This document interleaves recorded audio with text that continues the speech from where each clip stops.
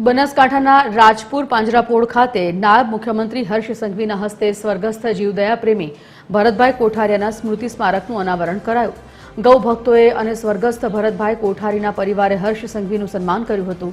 નાયબ મુખ્યમંત્રી હર્ષ સંઘવીએ કહ્યું કે ગુજરાતમાં 2 ગૌ હત્યારાને આજીવન સજા ફટકારી છે। આજે હું જીવદયાના હેડક્વાર્ટરમાં વચન આપું છું કે ગૌ માતાના હત્યારાઓ હશે તેમને ચાલ અને હાલ પણ બદલાઈ જશે।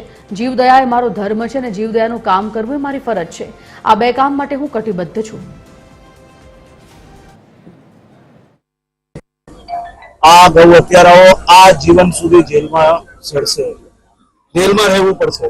ए प्रकारनी परिस्थितिओ एक पछी एक केसोनी पाछळ आपणी सरकारना बधा ज वकीलो आ बाबते खूब गंभीरतापूर्वक दरेक जिल्लामां काम करे।